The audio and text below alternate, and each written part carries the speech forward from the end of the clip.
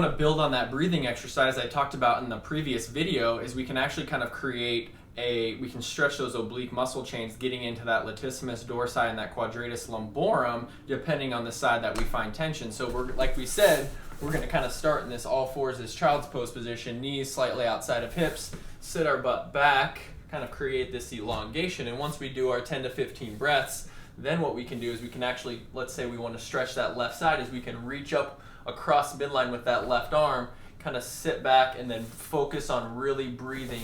Now we really want to breathe into that side of tension, maybe more on the left side here. So we should really feel our tummy pushing into our thigh right there.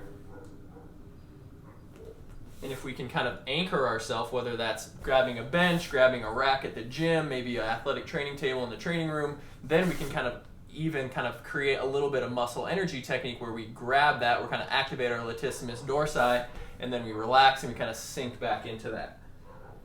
So then we're actually able to kind of create this elongation, kind of unload that quadratus lumborum on that side, that latissimus dorsi. Maybe we have some facet-mediated lower back pain or some SI joint pain on that side.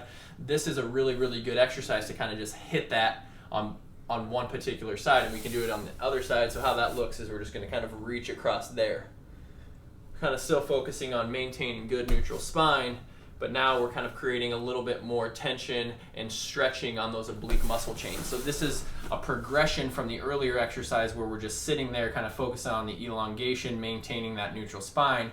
Now we can actually add a muscle energy technique or a stretch around that. So try that out if you kind of have that asymmetrical lower back pain, that ache on one side, maybe some facet-mediated lower back pain, which commonly presents in this more broad band distribution throughout the lower back. So give that a try. I think that'll really, really help you out.